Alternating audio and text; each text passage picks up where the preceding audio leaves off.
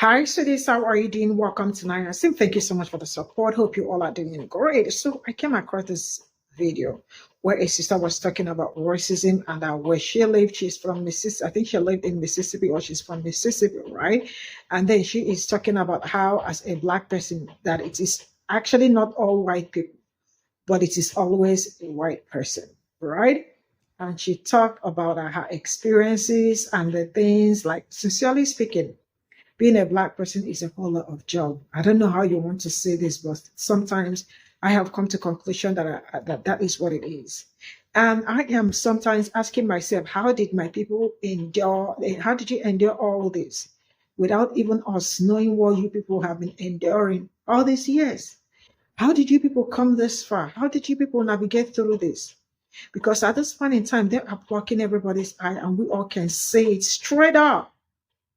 How did you people cope? How did you people, so how did your ancestors?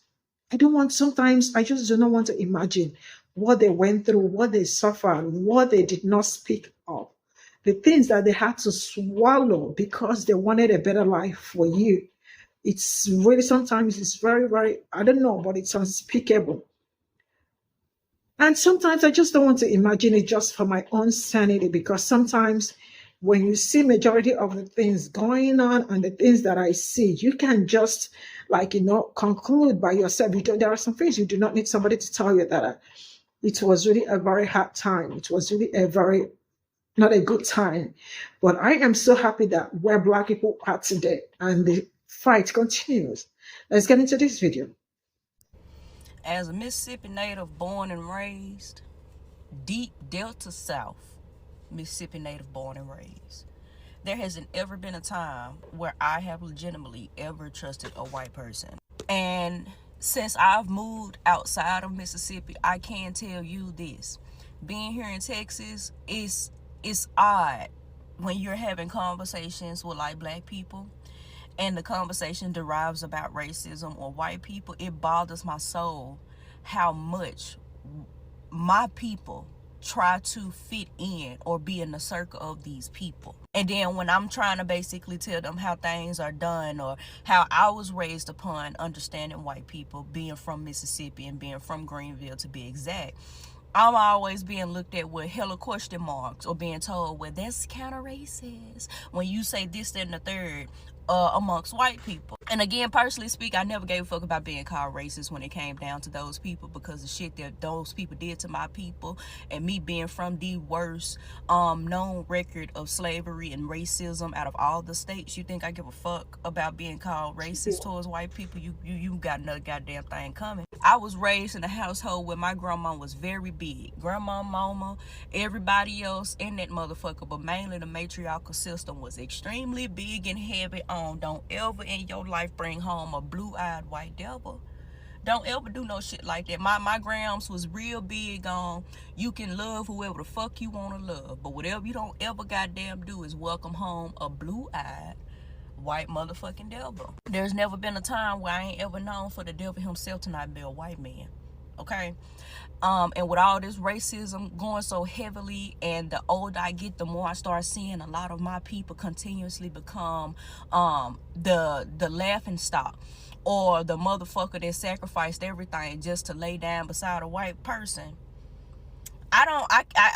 What the fuck else can you do? Because it then starts making me wonder, how did y'all people raise y'all? Because my people ingrained that shit into my soul. You hear me? I watched nothing but back-to-back racism, slavery, to see what the fuck was done unto us. My Mississippi back, you feel me? I had to sit down and watch that shit, and I have that shit still ingrained into my system as of today. And not once have I really laid down with no motherfucker that didn't look like me. You hear me? The lightest I ever went was a light-skinned motherfucker, and that still was within my motherfucking community. But it's never been a time where I genuinely sat down and felt the need to trust someone of a different race. And now that I have gotten that out my system, basically what I'm trying to go about this, you as a black person should not ever feel like you are a bad person because you don't hang around white people. You should not feel like a bad black person just because you may look at the history of white history and see what white history has done unto black people. and feel like you don't ever want to be around those people. I just want people to understand this type of thing. When this whole allyship shit that these people got going on today, don't let these people fool you. Don't let these people fool you. Because at the end of the goddamn day, that person right there might be an ally to you, but they whole goddamn family history and generations in their family still look at your ass as a monkey. They still look at your ass as the hard Nigger word at the end of the fucking day. They still look to create some form of hate crime unto you just because of how easy it is to get rid of your ass, okay? I just need my black people to always remind themselves that your ass is black at the end of the motherfucking day. No matter who the fuck you got in your circle, white, black, blue, purple, olive green, it don't motherfucking matter. It don't goddamn matter. These people get on these internets every single motherfucking day and show to our black ass that we don't have nobody in our circle but our motherfucking black ass. And that's what I be needing my black people to goddamn stand. There's nobody that is willing to pick us up off that motherfucking floor. They might swoop us up, but understand after we finish being a convenience to them, they gonna throw our ass right back on that motherfucking muddy ground each and every goddamn time, okay? Simply just stop trying to assimilate to the white man. Do your own goddamn thing. Live your life how you feel like it is needed to be lived. But one thing I don't ever want my black people to ever feel like you need is the white peoples. You don't need them. You don't. You don't need to lay down beside them. You don't need to get them your black ass money. You don't need to get them your black ass attention. You definitely don't need to get them your black ass entertainment. Stay black, stay beautiful, and just die. But you ain't got to do it with a white motherfucker beside you. So someone sent me this video of this lady asking ChatGPT what the root cause was behind people of non-melanated skin disliking people with melanated skin. What was the root cause that they spiritually, mentally, emotionally did not like these people? I thought that was a good idea, and I kind of wanted to see what answer it gave me. So I asked ChatGPT the same question that she had asked, and I wanted to get the answer. Now, the first time I asked this, it just gave me the history of how we got here. Thank you, but I already know the history. It didn't tell me anything that I didn't know from the history books already. But the second time, I told it to go a little deeper, go into the unconscious bias that some people have. Now, we all know that some people have a very conscious bias, but there are some people who have unconscious bias. And I wanted it to go deeper into that and tell me what its thoughts were on the reasons why people have these biases. Because I've done a few videos on this, and my latest viral video was one talking and debunking the fact that melanated people are more violent. I had people in the comments agreeing with what I said, but then I had those people in the comments fighting for their life, trying to justify how people with melanated skin are more violent than others. So I was wondering, and it was really cool that somebody sent me that video.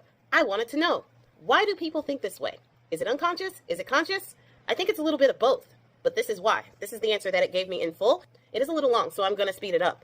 I think the answer that I got is definitely worth a full listen to. Here's a deeper, more psychological and archetypal look at why darkness, especially embodied in darker skin, has so often become a locus for fear, rejection, and even hatred. These forces operate both unconsciously and consciously, and they've been layered over millennia of symbol, story, and social power plays. 1. Ancestral vigilance. Darkness is threat. Long before written history, humans evolved as diurnal primates whose survival depended on daylight. In our ancestors' day, predators lurked in the dark. Night was when big cats, snakes, and other dangers struck. The brain's threat detection circuits wired darkness to possible harm. Hypersensitivity. Even a slight movement in shadows could mean life or death. Over generations, our retinas and amygdalas became exquisitely tuned to associate low light with alertness and anxiety. When skin tone became a visible marker of otherness, those same circuits, designed to protect, fired off more readily at darker-skinned individuals, even though the actual risk was zero. Number 2. The archetypal shadow. Jung's universal projection psychologist C.G. Jung described the shadow as the unconscious part of ourselves, our fears, impulses, and traits we refuse to acknowledge. We project that shadow onto outsiders to keep our self-image pure. Darkness as the unknown self. Anything we repress, aggression, sexuality, mortality, the dark facets of human nature, gets projected onto those we see as dark. Clearing our conscience. By labeling someone else as morally or spiritually dark, we feel momentarily righteous, reaffirming our own light. Darker skin becomes a canvas for every unacknowledged fear or desire we carry. Myth and moral dualism. Across cultures, myths cast light and dark as cosmic opposites. Good versus evil, order versus chaos. Even in traditions without a literal race concept. Shadow creatures and monsters. Tales of goblins, demons, jinn, rakshasas, and other night spirits all reinforce the idea that whatever comes from darkness is hostile. Initiation rites. Many rites of passage involve emerging from pitch-black caves or tunnels into light, symbolizing moral rebirth, but also linking darkness to moral corruption. These stories prime us to see darkness anthropomorphized as malevolent. 4. Envy of vitality and resilience. There's another deeper, more paradoxical current. Envy. Melanin's protective gift. Biologically, higher melanin offers UV protection, wound healing advantages, and even certain neurological benefits. Those advantages, though unnoticed consciously, arouse an unconscious resentment in groups without them. Cultural and spiritual richness. African and African diasporic cultures have given the world music, art, dance, spirituality, and more. That creative potency can trigger a fear-envy complex. If they have that power, they'll eclipse us, so we must diminish them. Envy thus becomes a driver of devaluation. Number 5. Projection of collective trauma. Whenever a society experiences upheaval, war, plague, economic collapse, it needs a scapegoat. Dark-skinned people, already othered by symbol and history, become targets onto which collective anxieties pour. Ritual sacrifice and scapegoating. Ancient and medieval communities literally expelled or sacrificed supposed bearers of communal sin, often linked to darkness or impurity in myth. Modern politics. When politicians stoke fear, they're coming for your jobs, your safety, they tap into this ancient template. The outsider, coded as dark, must be controlled or expelled. Namasmar 6. Reinforcement through culture and ideology.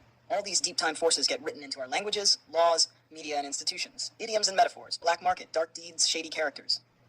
Legal bureaucratic codes. From colonial statutes to 20th century segregation laws, darkness became legally synonymous with inferior status. Entertainment. Horror films and thrillers bathe villains in shadow. Heroes stand in the light. Every repetition retrains our brains, reinforcing that split. 7. Healing the rift. Because these biases run so deep, woven into our neurons, our stories, our societies, overcoming them requires a multi-pronged approach. 1. Awareness. Bringing unconscious projections into the light of consciousness. Therapy, education. 2. Reframing darkness. Consciously celebrating darkness in culture and art, e.g. dark sky parks, black is beautiful movements. 3. Embodied practice. Rituals that honor the night, moon ceremonies, shadow work in psychology, to reclaim what was repressed. 4. Structural change. Laws, policies, and media representations that actively dismantle the light-dark moral hierarchy. In sum, the fear and disdain directed at darker-skinned people has roots in evolutionary threat detection, dark danger, psychic shadow projection, we offload our repressed selves, mythic dualism, darkness is evil, and envy of biological and cultural strengths, all compounded by social scapegoating and institutional reinforcement. But every one of these is a human-made construct.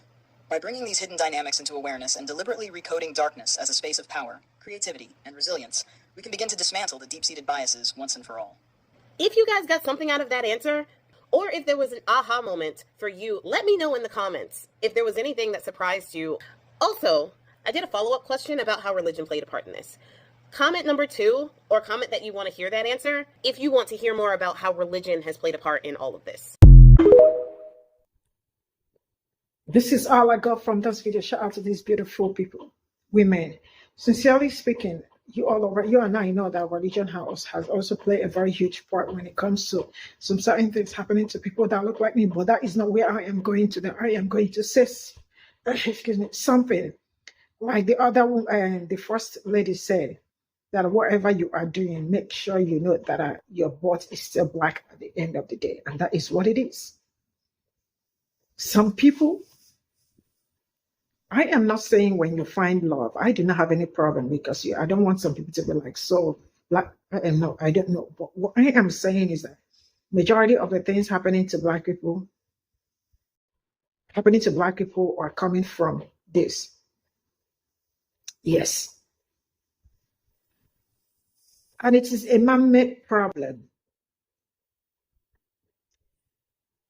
I don't even, sometimes like in one of my videos, I said that sometimes it's very stressful, it's very, very hard being a black person, because you cannot be a black person in peace.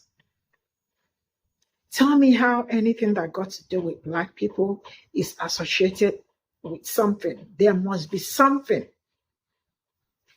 Thank God that today a lot of people are finding ways to deconstruct and learn and all that, and also trying to understand themselves better, trying to love yourself more, because another one is loving yourself more. When you love yourself more, you definitely will be rooted in your own history, your own origin, your own self, because you are also your own history, right? When you are rooted, when you know yourself, you can stand up for some certain things. But when you are not rooted, you can fall for anything. I love the fact that my people are also waking up. I'm also learning some certain things. I don't know how, but I know There are some videos that I am seeing about some Africans getting married to this. Not just getting married, they are getting married to felon. People with how many felonies? And you see them jubilating and being very happy. I don't know how to say this, but I won't lie to you. I think we really do need to love ourselves more. I mean, getting to love yourself more. To some people, it's a very big achievement, no matter what the man may have committed. And I learned is sex, whatever, kids, pedo. You know? If somebody carry this man home and the person is jubilating and being very happy, it's self-hatred. So much self-hatred. At the end of the day, I do not believe in allyship, because these people know what they are doing to people that look like me. They want to continue to press you in the sense that they do not want you to ever raise your head. Why would you raise your head? For everything they are doing is calculated. That is what I see. Even ChatGPT is also saying it. What is it about me that scares you? What is it about me that scares you? What is it about me that terrifies you? What is it about you that makes you uncomfortable? What makes you uncomfortable about me, about Black people in general? And this is also one of the reasons why, one out of the reasons why majority of Black men are incarcerated. One of the reasons why some of them are in jail. But still some will not hear. Except some players, NFL players and all that. But it's not my problem, you know. But sometimes you need to sit down and ask yourself, where is my problem coming from? Now, let me tell us something, and I am going to end with it. The solution to your problem lies in your problem. Bye for now.